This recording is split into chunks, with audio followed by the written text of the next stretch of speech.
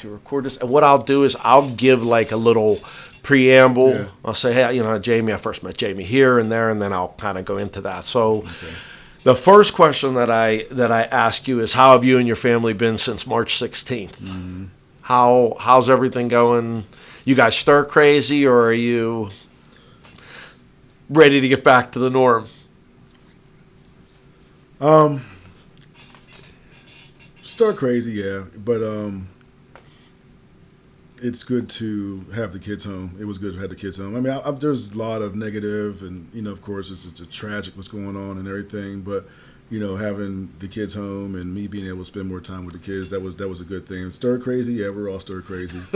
We're just trying to find ways to protect everything, protect everybody. You know what I mean, and just try to keep it. My life never changed. I go to work every day. You know what I mean? So I was still in my routine. So it wasn't as dramatic to me as it was to other people that just had to sit home and do nothing. Yeah. That would have drove me crazy. Sure. But, my routine pretty much didn't change, but for the kids, being homeschooled and in that situation, it's hard. That was a challenge for so many parents. We're in a unique situation where Mary works from home, I work from home, we travel for work, but Roman schools from home. Yeah. So it was yeah, you already did that anyway. Yes. Yeah, So it was a question of how are we going to continue to coexist? Yeah. And, other than us fighting about grades every 30 seconds when school was going on, exactly. I thought we were kind of fortunate to be able to do that. But, I talked to so many people that say, in a big, big way, kind of nice to have a pause.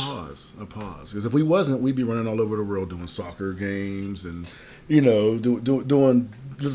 a rat race. And you're still, to a certain extent, you're playing in a basketball league. People are trying to keep that sense of normalcy to where, okay, we're still doing this, we're still allowed to do this, and kind of moving back and forth. How, if any way, has your job changed because of the effects of COVID? I mean, there's big time changes with everything. The key and the plan is to keep it out of the prisons, and so far we've done a good job doing that. It's a lot of change for the inmates in there. I mean, they've locked down pretty much, half the day at the beginning, and now they're loosening up. But the plan is just to keep it out. I get my temperature checked every day. I got to wear a mask every day. I'm doing my part because I'm not going to be the one that's going to start something in there. Yeah, right. I mean? You don't want to be that guy. You don't want to be that guy, but everybody's coping with it. I mean, it's just everybody says the new normal. I don't know what the new normal is going to be. You know what I mean? There's major changes going in here in the society and everybody's work. You know what I mean? So, I mean, and I think that's what everybody's afraid of is that we're all sort of in the same boat, and we're all trying to navigate these waters. And I feel nobody bad has any idea. I mean, my friends, I got a lot of good friends that, that lost their jobs, just got a new job. And as soon as this hit, they didn't even get a chance to get their first paycheck yet. Right. You know what I'm saying? So they're barely even eligible to get unemployment. They're in limbo right now. And, I mean, like I said, I'm fortunate I'm still working, but there's people that aren't working right now. Like I have a best friend that's living it right now. He just came to my house talking about, I just spent my last $100 in my checking account. I don't know what I'm going to do. And I felt like, I felt bad. Like, what can I do? You know what I'm saying? And there's so many of those stories out there that are getting told right now, and that's the other side of the situation. It is. You know what I mean? So, it is, and it does make you think, oh, man, on the one hand, I am very fortunate that I have this position, I have this job, I'm able to do this. And then you look at the flip side of people that are, how's your mom? How's your mom feeling, and how's she been reacting to the whole? My mom's doing good. She moved in with us in February, and she kind of knows what's going on. She kind of lives in her own bubble right now. You know what I mean? And she stays sequestered in her little woman cave down there that we made for her. And we're just trying to keep her safe and healthy. I mean, she's doing really good right now. She's Is she staying in? Is she going out? No, much? She's not really going out. She's not going out. Yeah. I mean, if we go out to eat when it was opened up. That's about it. There's nothing really to do. You know what I mean? There's nowhere to go. I think she went to the mall one time, but this is back when we just opened up. So but we're just trying to keep her positive. Trying to keep her keep her spirits up, and just do what we do. That's it, man. That's all you can do. That's all you can do. Try.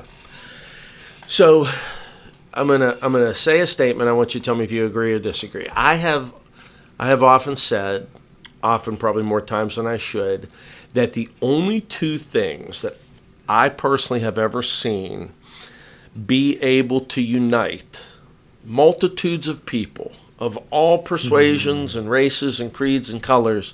The only two things I've ever seen that really have been able to unite people, marijuana and music. Agree or disagree?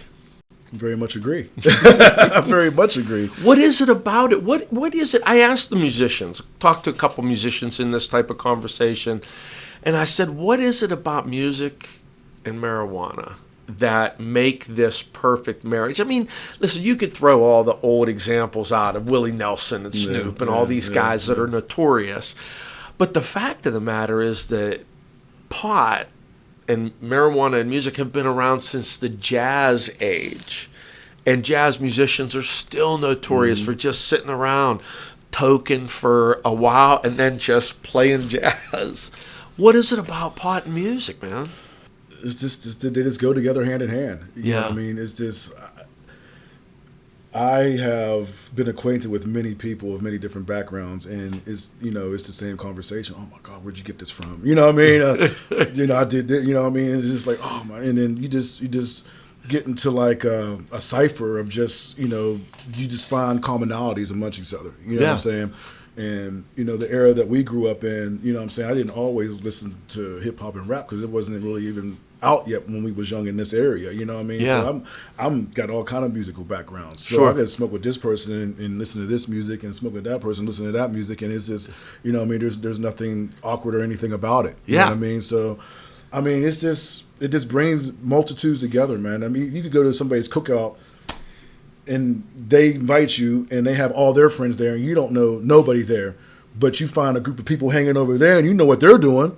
So you take a walk over there like, hey, you know what I'm saying? I got what I got. You got what's going on. And then you can just have a full-blown conversation. Like, you know those people for the rest of your life. I mean, it's just the way it is, man. You know it's because it's medicine. It's a calming factor.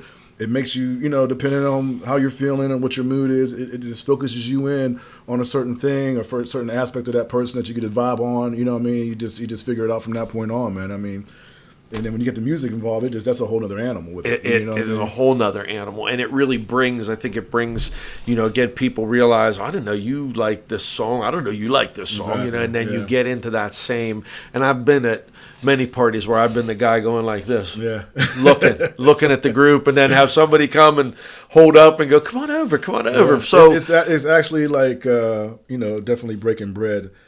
With somebody. For sure. And after you do that, it's like a bond that, when you're going to that party, you're going to see those group of people. So you're going to be, you're going to be, all right, yeah, let's go hang out. You know what I mean? Because so-and-so, they're going to be there. Yep.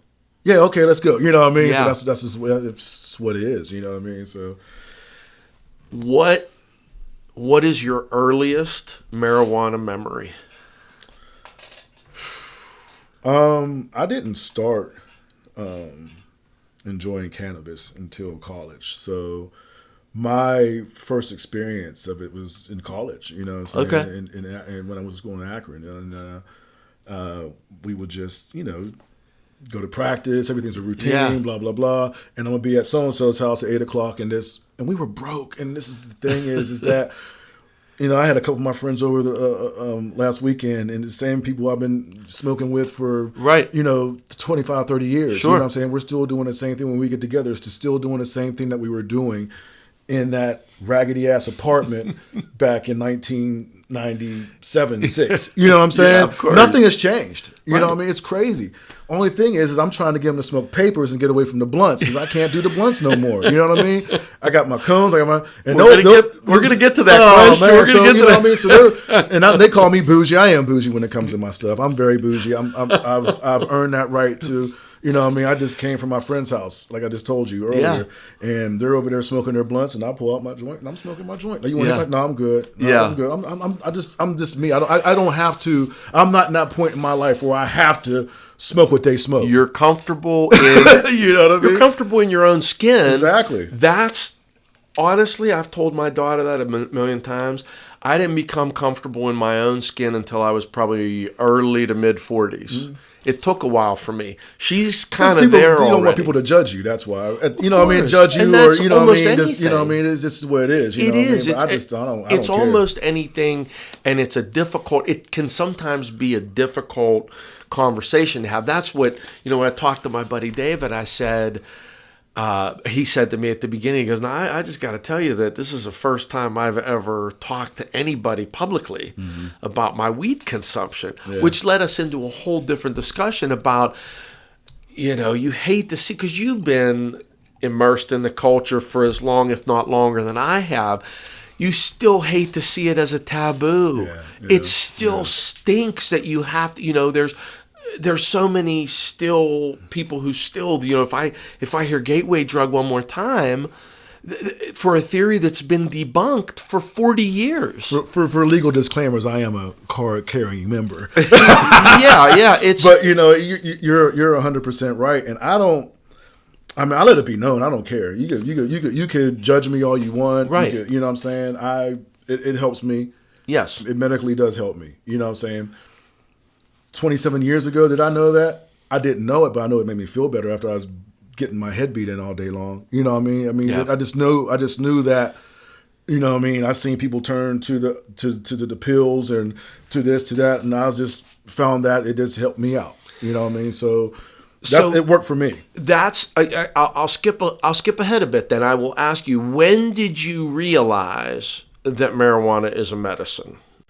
When they really started pushing the medical, like whenever in California, I started doing, I started looking into it about, the medical benefits of it, and I started doing my research on it, and I was just like, and it was telling me examples of what it did to you for pain and for this or for that, and I'm like, yeah, it works for me. That's some of the stuff that this medicine does for me. Yes. Yeah, you know what I mean? So that's when I started looking into it, but. What's amazing is that when we was young and we was doing it, we was just happy to get whatever. We didn't care what it was. It was dirt, this, that, and it was 50 weed for 10 years. Oh, you know what I mean? And then trying to count how many seeds you have. Well, yeah, but now it's so. And Pennsylvania is always 5 to 10 years behind the time in certain things. You know what I'm saying? Where in California and in Northwest, they was making specific strains for certain things back then, and we didn't get to that till within the last 5 to 10 years, 5 years, I'm thinking, you know what I mean? So when you could look a certain piece of cannabis up and be like, all right, this is the effects, this is blah, blah, blah. I'm like, and you're going to feel that. That's when, I was just like, wow, this really is, something special. So you're an athlete. You've played at just about every level. You now have a daughter and a son, but you have a daughter who's a prominent athlete. She's under the age of 18. If she were to get hurt playing soccer, how comfortable would you be as a parent if her pediatrician happened to recommend a THC regimen as opposed to a traditional plan of action? That's a tough question. It is. It's a very tough question. Like I said, I didn't start until I was 21. Yep. And I'm a firm believer in that. Because I think if you dabble and start too young, it does have adverse effects to it. I can see the pros and cons of everything. You know what I mean? Yeah. So, depending on, I probably wouldn't at that time. Sure. Because she's just too young for it, in my opinion. There are developmental issues that go beyond medical issues in terms of children, and a 15-year-old is still a child, and a 17-year-old is still a child. So yeah, I think that makes sense, because there are other, it's different if Farrah's a 20-year-old college student who has that and comes to you or has that type of decision to make. Because I've seen the effects of it when people start too young. You know what I mean? I've seen it. I've lived it, and I was just like, no, I'm good. So yeah, she'll have to wait. No, I listen. I think it's interesting if you think about it. We've always talked to Roman about, if you could just understand how many years after you turn 18, 21, that you're going to get to party. It's so much more than the years before. So 18 much more. Or 21. Oh yeah, so it's infinitely more. Yeah. So I just think it's difficult.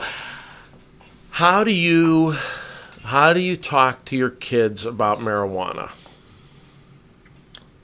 Well, it's easier now than I'm sure it was back in the day, because it's you say when we was talking about how it's the norm and not quite, but it's the norm now. You know what I mean? I have talked to my daughter about it. I just tell her don't do it. You know what I mean? Sure. I don't think that she would comprehend what I would, what I mean, as far as the effects and blah blah blah. Right. This and that. So I haven't really, and I just tell her to stay away from it. You know what I mean? Just make smart decisions and stuff like that. I haven't really educated her on that yet. Yeah. But they know what it is. Sure. She knows I do it. From my wife. She said something to my wife about it, but then I had to be like, yeah, fair, yes, I do. Well, it's a form of honesty. I have a card. Yeah. You know what I mean? It's legal for me. Sure. You know what I mean? This is what I mean. So to answer your question, yes, I have for my aspect of it. Yeah. You know what I mean? Yeah. So yeah. So. It's interesting. It's interesting. You know what I mean? Because she's at that age right now where what I mean. She looks to me and she looks to her mother, and that's what's going to frame you. You know what I mean? So. I drink too. I enjoy my casual cocktail, and I'd be like, just be, you got to be responsible. I'm grown. I didn't, I didn't drink in front of my mother until I was 21. Yeah. And you're not going to drink in front of me until you're 21. So don't right. ask, because it's not going to happen. Yeah. Don't try to push it. No, I mean? it is. I'm not that parent. So. Well, and I think, Jamie, to a great degree, you model the behavior that you want your children to follow, because if you are the guy who rolls a big-ass blunt every morning and you make yourself chocolate chip pancakes and you sit around and you watch TV and you watch YouTube and you play Xbox and your children see that sends one message. If you're a guy who gets up, takes care of your responsibilities, goes to work, takes care of your family, makes sure that there's the proverbial roof over everyone's head, make sure that there's food on the table, and you happen to be an herbalist, you're kind of a productive member of society. Yeah. And I think that's a message that not only has to be spoken to kids, because they are, let's face it, when Farrah turns 21, the chances of her being able to go into Sheets to pick up a PAX pod or any type of disposable t-shirt, the fact that's only 5, 6, 7 years away. It's going to happen real soon. Yeah, and so I think we have to prepare them for that anyway, and it takes a strategy, but we get there. We do it. We'll do it. We'll be fine. We're doing good so far. So that's how you talk to them about marijuana. How do you talk to your kids about racism? It's not. It's a subject that is brought up often. Sure. Because I speak my mind. Absolutely. I don't sugarcoat nothing about it. And they are very attuned to what's going on right now. My daughter is, she's into it, but I don't know if she's Instagram into it, or, you know what I mean, or really into it. Yeah. And I educate them about it all the time. Sure. But they know what's going on. They know how I feel about it. I try to educate them as much as possible about it. But yeah, but it's a subject that, because Farrah wants to embrace that side of herself, and I try to tell her about her. I tell her, like, listen, look at read this, do this. I'll send you some stuff on this. You know what I mean? And we talk a lot about it. Sure. Roman, he's Roman. And for the people who don't know him, he's my special boy. But he's attuned to it too. When that George Floyd video came on the news, my kids were really disturbed by it. Disturbed by it. Watching their faces as they was watching it happen, and they was like, "Dad, did he really die?" And I was like, "Yeah, that cop killed him." Why? I was like, "That's what happens to black people sometimes when they get pulled over by the police." And then we just went on from that point on, and it affected him. It did affect him. You know what I mean? And I was like, Farrah, they're protesting down Pittsburgh. Do you want to go? She's like, yeah, I want to go. I said, we're not going down here just so you can post some Instagram photos. We're going to do this. We're going to do this the right way. We're going to march. We're going to, do what we have to do and protest for the right cause. She's like, I want to go, Dad. And that You know what I'm saying? That made me proud inside. Like she was willing to go do that. You know what I mean? Because she she's really and I think she's really caring about it because it's her generation right now. You know, what I mean? It's things could happen in a positive way for them. You know, and I'm hoping that the message doesn't get watered down and doesn't get hijacked, which it typically is going on right now. And, you know, you don't even really see it covered in the news anymore because it's like so low. And there's still protesting, but you don't see it on TV no more. You know what I mean? And I still think it needs to be brought up. You know what I mean? But I just hope it doesn't die down. I hope these young people, I hope they stay with it. You know what I mean? And get with common sense issues resolved. You know what I mean? It is. That's what I just hope it doesn't get hijacked and, you know, people from over here start interjecting their stuff just to make it look bad. I just hope it stays on point. I hope it stays focused. Like Killer Mike says, plan, strategize, you know, bringing things together and come up with a plan and do some things. And then vote, baby, vote. You know what I mean? Well, that's what you gotta do. Jamie, that was the thing that, for as educated as I feel I've allowed myself to be, and for as much as I've read, the one thing that the documentary 13th taught me and really reinforced was the voter suppression. Because I didn't know. I knew about the shortcomings of the 13th Amendment. I knew about 3/5. I knew about all that other stuff. I didn't realize the wording. Yeah, because once you they put it in the Constitution that they freed the slaves. But if you were convicted of a crime, correct, in their words, you could be brought back into slave situation. Yes. And that's the loophole that they exploited in a situation. Yes. And that's the point where I think that if you don't have empathy, if you don't have the ability to walk in someone else's shoes, you don't have to understand every single plight that every single group has been subjected to. But you have to have an empathy to the fact that there are other points of view. And as much as people don't want to admit it, there are other facts that you have to step up to and that you have to look at. That the one point of 13th that really sort of made me a little bit nervous was this whole notion of technology and parole and probation being controlled through phones, through ankle bracelets, through, it was described as slavery without the chains. Yeah.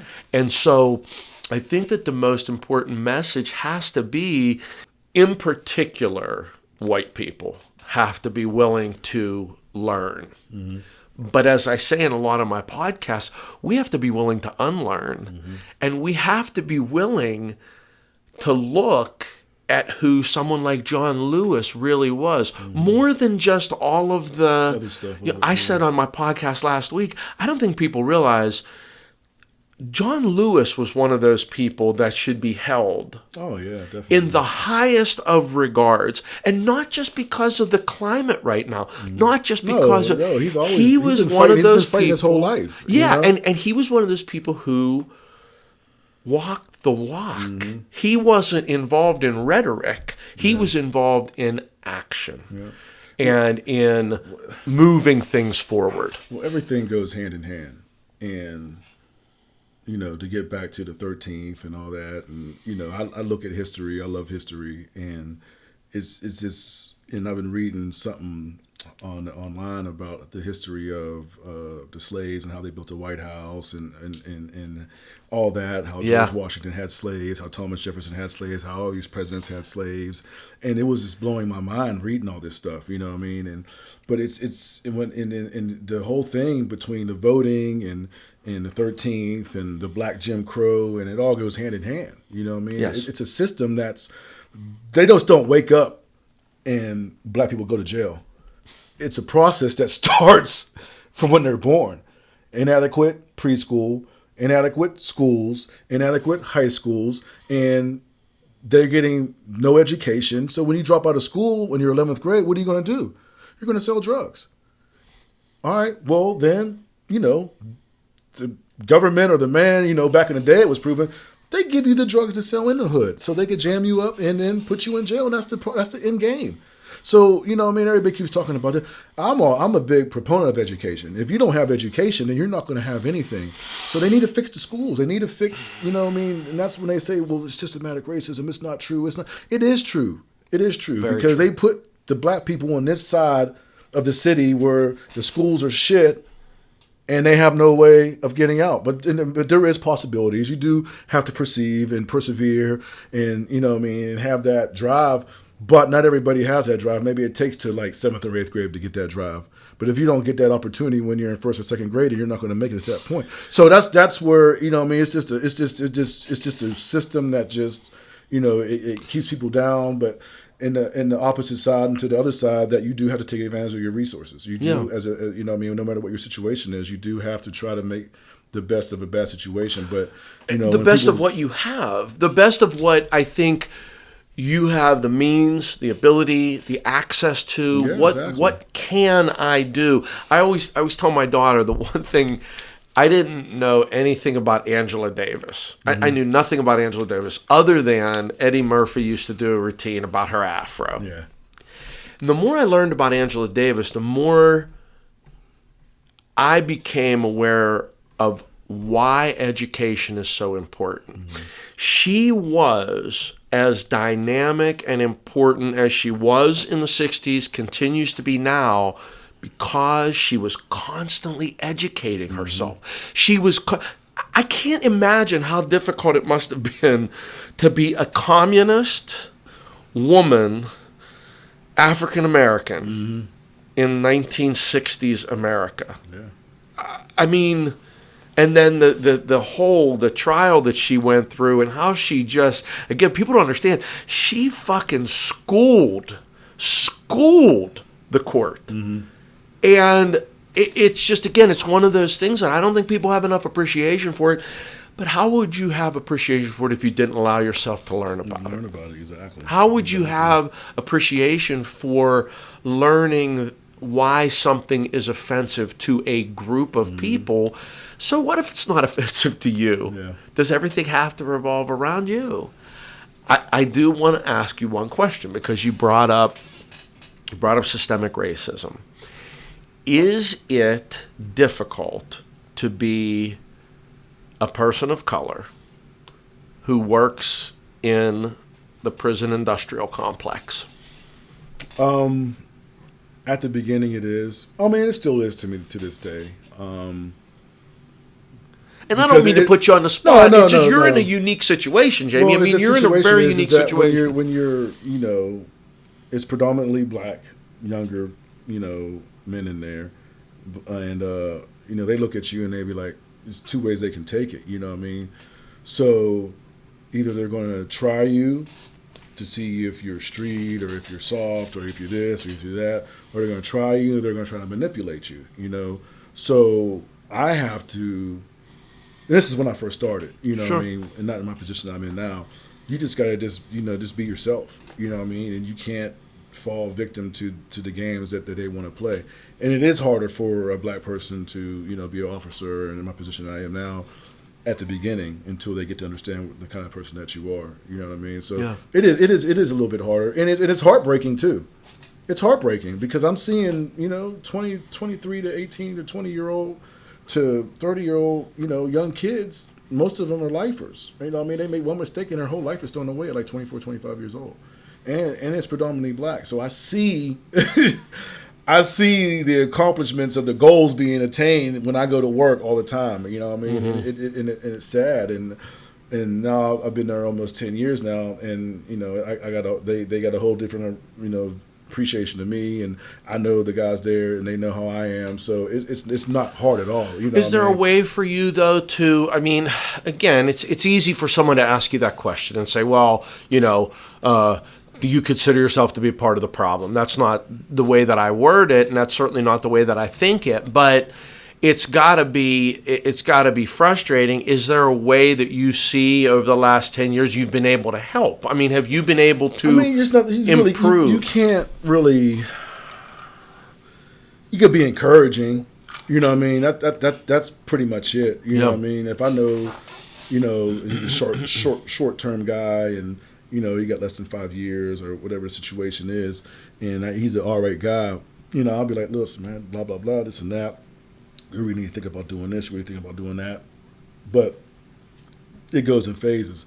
And in some phases, I just don't want to be bothered with nobody. You know what I mean? Yeah. You know, but you do want to be able to encourage the long-term guys, the lifers. You just want to make them as comfortable as possible. You know what I mean? By you know, not giving them things, but you know, doing things that you can be able to help them out in situations. So I get more out of that than I do you know, helping, you know, some kid that's probably going to get violated 3 times, come back to jail 3 times until he finally listens like, listen, Rita, you was right, blah, blah, blah, you know. So, you know, I mean, I'm in a unique position where I am able to attain things and sell things, and you know, through my job description that I could provide things for these guys that they don't normally get. Yeah. You know, saying through normal means. So I mean, it's a double-edged sword, man. It really is, man. It really is, man. The one thing that I obviously there are pockets of racism in the prison environment. Yeah. How different is it, and how differently is it expressed? Do you still have cliques like you see in every movie, or do you still have? Oh yeah, you'll see the black guys over here, the white guys over here, you know, the Puerto Ricans, Latinos over there, and then sometimes you do see them congregate and everything. But it's pretty segregated. It is. It's pretty segregated in jail, and it's just the way it is with society. You know what I mean? It is. But it's a microcosm, just like everything. You know, Monessen's a microcosm of the state, which is a microcosm of the country, and blah blah blah blah blah. And I think that people tend to forget. But we don't have race riots, or, you know what I mean, blacks against whites and stuff like that. You know what I mean? That it doesn't happen. Everybody just, you know, congregates with self-minded people. So you have Philly guys that hang out with Philly guys, the Pittsburgh guys hang out with Pittsburgh guys. It'll be black and white Pittsburgh guys together. You know what I mean? You see a lot of that, and you see the Latinos hanging out with them, and you know what I mean? Everything's just what your comfort level is. You know what I mean? A lot of guys are from the same area. You know what I mean? It's just. Did they? And again, I'm asking this from a naive point of view. Did they see the George Floyd incident? Oh, yeah. They did. They have. What was was there a reaction, like a societal reaction? Obviously not protests, but was there a... No, not... I mean, I work in a unique environment. We don't talk politics. We don't talk religion. We don't talk any... It's just nothing controversial. Nothing controversial. It's just in our... We just keep it in our bubble. We talk about, you know, sports and... X-rated things, you know what I mean? And, you know, we keep it very lighthearted. You know what I mean? We keep it very lighthearted in there. I don't think. I mean, it's crazy. We escape.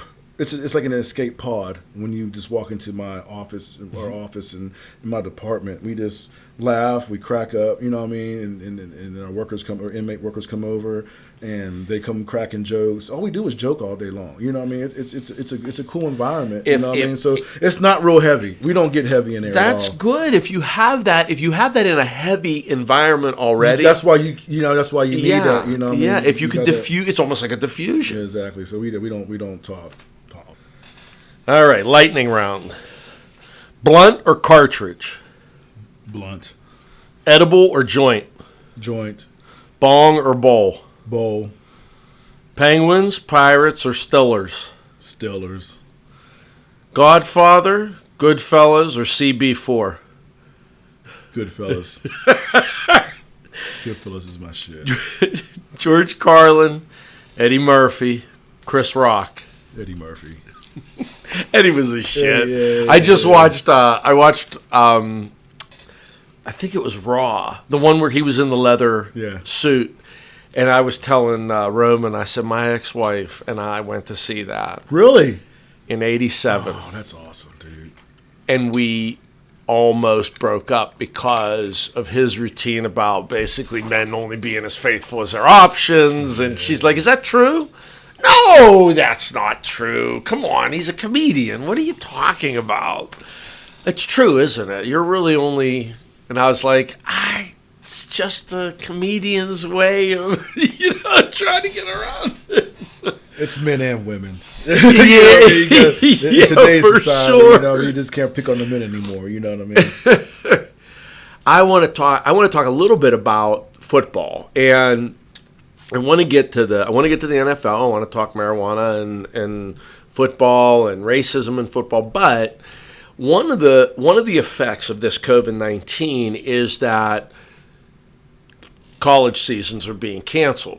Chad and I actually talked about this back in April about ripple effects. Mm-hmm.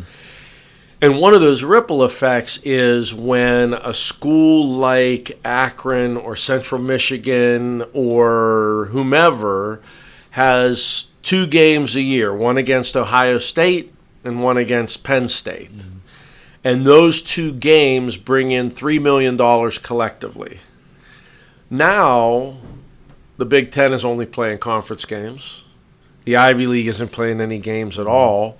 For a school like Akron, now granted you were there a while ago, but for a school like Akron, what effects do you think this is going to have on them next year, in 2023, in 2030? I mean, it already has. They canceled 18 sports already at Akron. Yep. I'm not sure which one, but I was reading where they just eliminated programs. I mean, it's going to be it's not going to be good no matter what it is. I mean, football will be played in the major conferences because it just makes so much money. It's just they have to do it. Right. But for a school like Akron, I mean, it's devastating for them. I mean, because they don't fill the stadium up regardless anyway. You know what I mean? They make their money by playing the big programs, by playing, like you said, the Penn States or the Ohio States or the LSUs, and that's where they make their money at. You know, so and that could be 50%. Yeah, it could be 50% of their athletic budget for an entire year. Yeah. Which exactly. I think a lot of people sometimes don't realize that part of it. It's huge. I mean, it's a sad situation, man. It's just so sad. But all the way to the high school season. I mean, I truthfully, I think they're going to figure out a way to play high school football. I think they will. If they're going to have school, no matter modified or not, they'll find out a way to play, football. Because, like you said, the wheels have to keep turning. I mean, you can't not have a freshman class coming into college. You know what I mean? So you have to. What do you do? I mean, I think we're at a point, Jamie, where it's, and I want to talk about this on a future podcast. But we're at a point where we're almost stuck in that mud, mm-hmm. where we're just kind of spinning and we're not making progress. And people often don't want to look at real numbers. Mm-hmm. And when you look at... They don't want to know the truth. That's true too. But when you look at real numbers, and again, I don't mean any disparagement to anybody who suffered from this. When you look at real numbers, 1 to maybe 2% of the United States population has contracted the disease. Mm-hmm. 140,000 people of 330 plus million is not a lot of people. Mm-hmm. And that's the saddest reality of it. And then when you break down the facts of how many of those 140,000 are elderly, how many of them had pre-existing conditions, and you could do those number crunches all day. But what you're saying is the reality. We have to find a balance. Mm-hmm. There has to be a balance. And if part of that balance is that wearing masks has been good, wear the mask. I mean, it's one of those, I think it's always one of those situations where, yes, you can find a point to argue over anything. Yeah. But at some point, we all have to either admit that we need to get back to normal and admit that we have to wear masks and all be okay with agreeing with each other. It kills me when people that don't wear their mask, I have a breathing condition, I can't wear the mask. Okay, well, you just admitted that you have a condition and you don't want to wear a mask. So that means you're going to die when you get it because you don't want to wear a mask because you have a condition already. You're telling me that. You know what I mean? You're telling me like this is so moronic that you are sick. You're admitting that you're sick, but you don't want to protect yourself. Right. And protect others. My daughter's favorite argument is, and she's right, and I've seen it with signs and I've seen it protesting, my body, my choice, which is ironic that a good many people who are screaming "my body, my choice" are anti-abortion. Exactly, 100% right. Yeah. So you get into tricky situations, but I'm always fascinated with your involvement with the NFL, with the XFL, playing in Europe. We're talking 20, 25 years ago, really, if you're looking at it. Roughly, yeah. How accepted or acceptable was marijuana in the NFL when you were there? They were testing for it, obviously. They were testing for it, but if you're smart, then you could still do both. It's just like, a locker room is a microcosm of society. Yep. You have your rich people, you have your middle class people. That's it. You're rich and middle class. There's nobody poor. You know what I mean? You have your religious guys.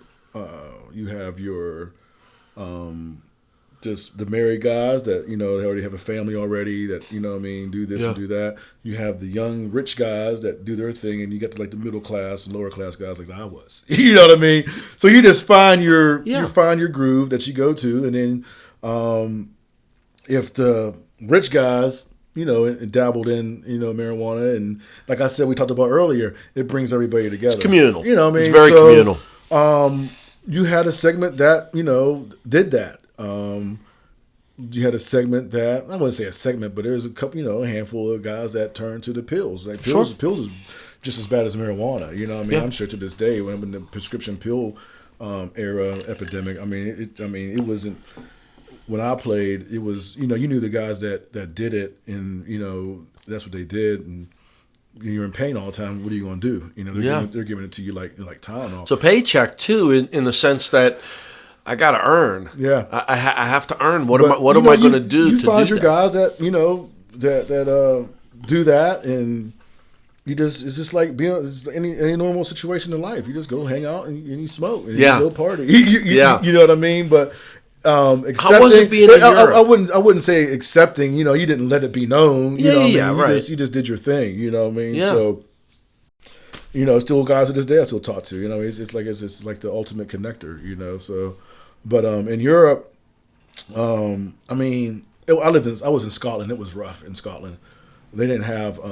It was hard to get. So believe it or not, it was hard to get cannabis in Scotland. So you had to smoke hash. That was the thing. If you got a bud of some weed, you was like, oh my God, you know what I mean? And that was real rare out there. It was crazy because it just. I guess you can't grow it in Scotland. It's raining and cold. You know what I'm saying? Doesn't have the most ideal climates. You know what I mean? So it's not West Virginia. Let's put it that way. At 23 years old, you don't at 23, 24 years old, you're not thinking like, why can't I get no fucking weed? I mean, it has to come from everywhere. But they had tons of hash, and we could break our hash down and smoke it in Black and Milds and break it down. We found a way to do it. Yeah. You know what I mean? And just a lot of Red Bull and vodka. That was part. I was drinking Red Bull and vodka back in '99. It didn't make it to this side until 2005. You know what I mean? Right. When they started coming back this way, I was like, I was drinking that shit 10 years ago. But it was a good experience living in Scotland. But you was only there to practice and play your home games, and we got to travel to Barcelona, Berlin, Amsterdam, Frankfurt, Germany, all the Germanys. It was. We got to stay the night after the game, so you got a chance to to hang out and really get a chance to hang in those countries. It was a beautiful thing. I loved it. Were you married at that point? No. Was Misty with you at that point? Yes. She was with you in Scotland. Well, she wasn't with me, but she was back in school. Oh, I got you. Okay. And the only reason I wanted to kind of segue into the racial aspects of Europe and what you saw over there with as far as racial attitudes, as far as racism. And again, understanding that it was, 20 years ago, what do you remember about, racial tensions or anything in Europe? It's weird because when you're a professional athlete, you do get treated, differently. You know what I mean? So they know who you are. You're a big black guy walking on the sidewalk in Scotland's 100% black. I mean white. You know what I mean? So you stick out. You know, there's a lot of. I'm sorry, there's not 100% white. There's a lot of Pakistanians over there. Sure. Middle Eastern people over there. So yeah. But we're African Americans, big football players walking down the street. So I didn't really. You just. As a black person going anywhere, you always have your guard up, and with all this going on, you're hearing different aspects of what it is being black, and you just always have your guard up. You always assume. You don't assume the worst, but you always are more cautious. But like I said, when we was over there, it wasn't bad. They knew who we were, you know what I mean, and they've been dealing with Scottish Claymores coming to their clubs and coming to their bars for at least 8 to 5 years at that time. So they was used to that, you know what I mean? So it wasn't, I didn't really have to deal with, being somebody being racist to me or anything like that, you know what I mean? Yeah. But going to different countries, I was hesitant in Berlin, to tell you the truth, you know what I mean? Sure. I mean, the history and all that stuff. So that was, when we go to Germany, I would, have my guard up just because of the history of being in Germany. Absolutely. You know what I mean? So, but you just keep your guard up. You know what I'm saying? You don't put yourself in that situation. But I didn't really feel, that people were being like, outwardly racist or anything like that. When I went to Mississippi, that was a whole other situation. I felt more comfortable in Germany than I did in Mississippi. It's crazy. When I was playing the XFL, we spent a weekend in. Jackson? No, it's Tunica, Mississippi. I'm sorry. Okay. We spent. There's a big gambling resort there, and we stayed there, and it was just like that's the first time I was really in the deep South. You know what I mean? And yeah. Again, they knew who we were, so I didn't they didn't want to lynch me or anything like that. Right. But, you're just like you're in the deep South. I mean, did they look at you differently? Of course. Do they perceive you differently? Because I'm a northerner. I'm up north northerner. You know what I mean? And when it really hit me was when and it's so ironic that what the times were happening now is that we practiced in like high school fields, and one time it was raining, we had to go into this gym of this Mississippi high school. I don't know what part of Mississippi it was, and they had their state flag hanging in the gym with the bars and stars, and I'm just like, I was staring at the flag, I can't believe they got this flag hanging, this is their state flag. You know what I mean? I was just like, wow, it's real down here. You know what I mean? And very real. So that was my first taste. And then we went to the casinos and stuff like that. There's tons of black people down there, everything. So, yeah. But, it's different being black down south than it is being black up north, you know what I mean? So it's that was an eye-opening experience for me, so yeah. Who taught you to put your guard up? Who did someone, and the reason I ask you this is because I know that a lot of what the shift and the focus is in the discussion among white men is to have a talk with white teenage boys and say, you have a privilege that you don't realize, and that you have to either own and deal with or ignore. And if you ignore it, it's going to be very difficult for you to empathize with someone else who doesn't have that privilege. So did someone have to sit you down and tell you how to put your guard up, or did you just have to naturally learn it? Just naturally. Well, my grandmother, she turned 16. It's probably 89, 90, 91. I turned 16. I get my license. She buys me my first car. Every time I leave the house, Jamie, be careful driving while black. And I'm like, huh? She's just like, be careful driving while black. And that she said it to me all the time. And this is back in the early 90s that she was saying this. You know what I mean? And I'd be like, all right, Grandma, I'm going to be careful driving while black. And that stuck with me. And that kind of helped me, realize what the situation was, what the situation was, and just living life, So she's the one that taught me to be aware, of the situations and she never really sat me down, and because she never drove a day in her life. My grandma, she never drove a car in her life, but she understood from watching TV and seeing stuff like that black people get pulled over more than white people do. Absolutely. You know what I'm saying? And it's true, because I've been pulled over more than the average white person. You know what I mean? When you're driving on the road and you're driving on the highway and the guy in the state trooper gets off the exit, you probably just keep on going. You probably only look in the rearview mirror at one time. I look in the rearview mirror the whole time I'm driving on the road, doing it, making sure I don't swerve. You know what I mean? It's just your alerts, your senses are higher. You know what I mean? So that's just the reality of the situation. But I do get out of more tickets than my wife does. I don't understand that. Well, I guess. But when you get pulled over, then it's true. You hear the stories. You get pulled over. Be respectful and do this and do that and just be honest. And I get pulled over. I'm pissed. Yeah. I'm sorry, man. I'm just coming home from work and not paying attention. Blah blah blah, this and that. And they go back, make sure everything's cool, and then you're just like, oh man, what the hell? And all right, just be careful now. I'm like, really? You know what I mean? And it's happening. She gets pulled over. She'd be like, that MF forgave me. I said, you probably put up your driving record, and that's why you got the ticket. You know what I mean? He's looking at your total, total record. You know what I mean? So I be getting off more than she does, but it's still nerve wracking.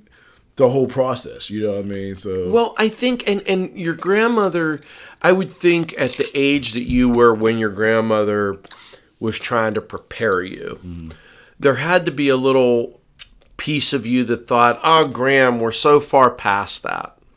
Did you ever think? No, no, and that's an honest answer. You never thought to yourself, "Oh, well, then I guess I would ask a follow up in that."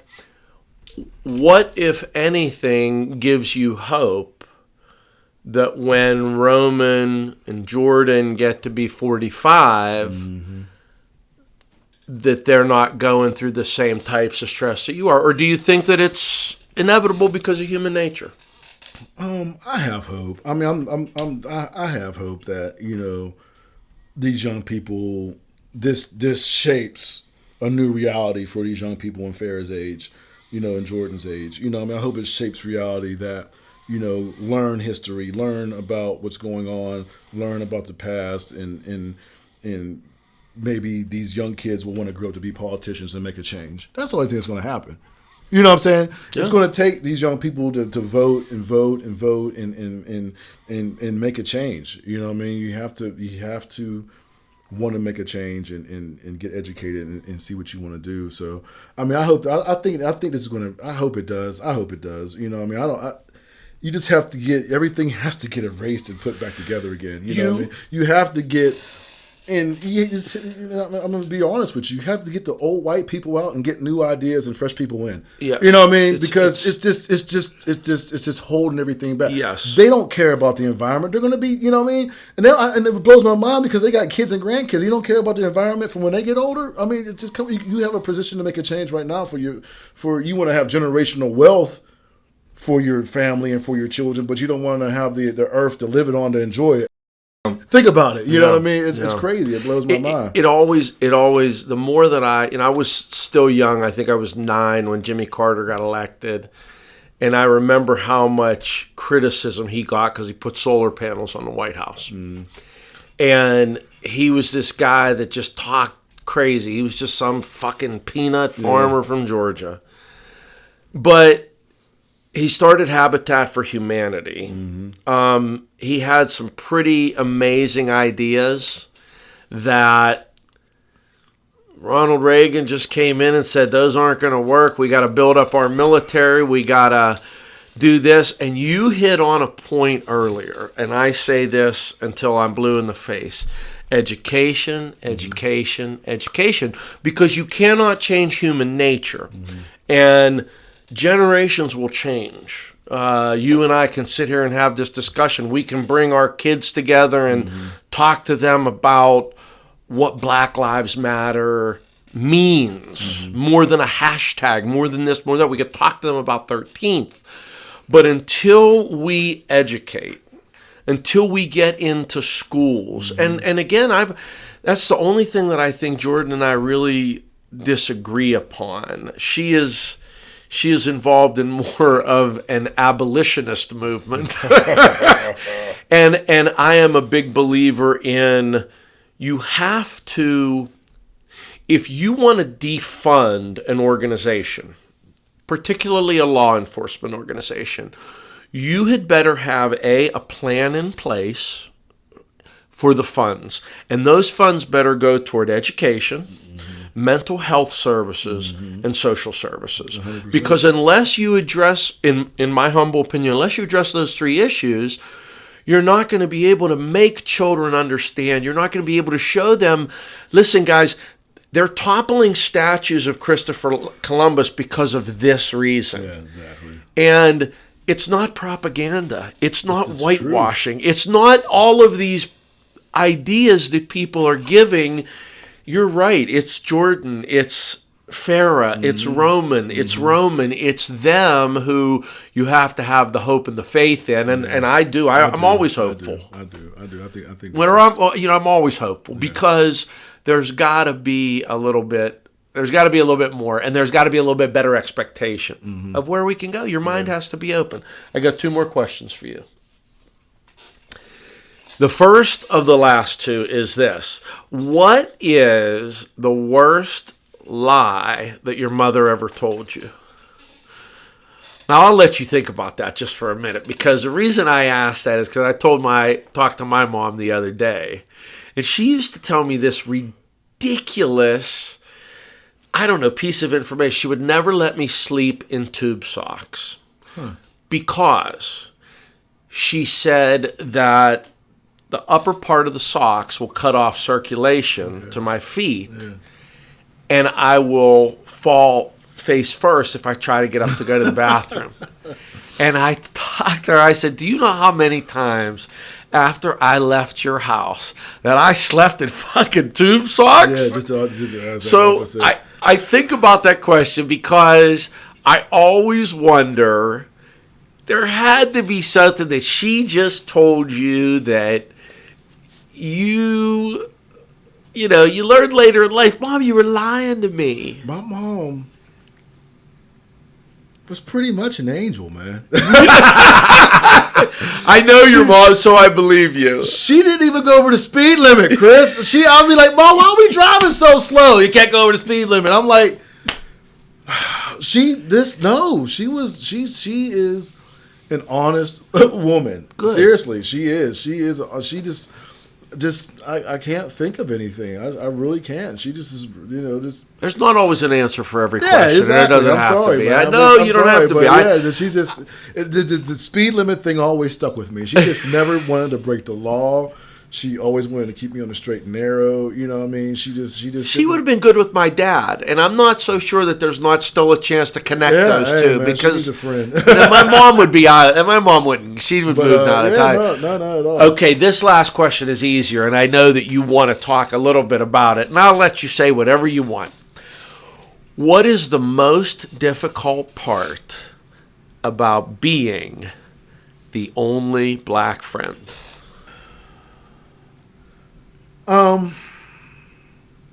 It's hard to, you already know that what they're thinking. You already know what their political affiliations are.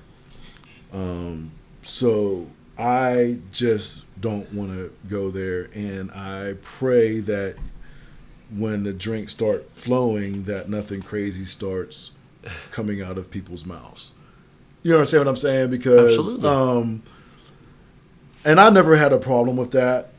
I don't get treated, any differently, because we're all roughly the same age, and so.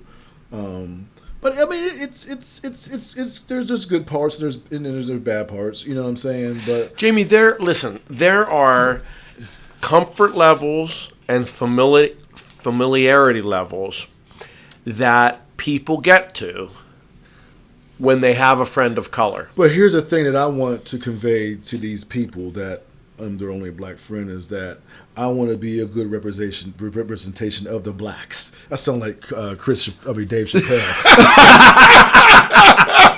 You know what I mean? I'm not that reality person TV that you see. You know what I mean? I'm not the other extreme. You know what I'm saying? I'm just like you. You know, I go to work, I pay my bills, I'm trying to raise my kids and give them the best situations in life as possible. That's what everybody wants, whether black, white, yellow, brown. That's what they want, and that's how I want to be treated. You know what I'm saying? Would I? You know what I mean? And that's what I do. And do I hang out and have a good time with them? Yeah, I do. You know, we do have similar things in common, but I know what it is, and usually they don't go there. And if they do, then I stand up and give them my opinions and how I feel, and I try to educate them as much as possible. Of course, you know what I mean. And you know when they're listening, and you know when they're not listening. You know what I mean. So, but usually they know where I'm at. They know what's not the side, but they know where I'm coming from because I always express my situation. And they, after listening to me, if they can get a better understanding of the other side, because I know what side they're usually on, and maybe give them some facts about some situations, then yeah, I mean, everything's good with that point on, you know what I mean? But, it's just, just living where I live and, I still, come to the hood and, I still go see my peoples. And I wish people would come see me more. They out because I moved to Bell Vernon and I live 10 miles, like 35 miles away. No, come get in the car and come see me and come spend time with me. You know what I mean? It drives me fucking crazy, with COVID, you know what I mean? People's excuse now is COVID. So I got a big deck. Come sit on my deck and we'll space 6 feet apart and have some fun. I'm sorry, just for editing purposes, you said deck, right? Deck. Okay. I just because, sometimes these microphones figure Yeah. No. So I will officially tell you thank you. I will officially tell you for not only being my only black friend, but thank you for always being a friend. And thanks for coming in, brother. I appreciate it. I do.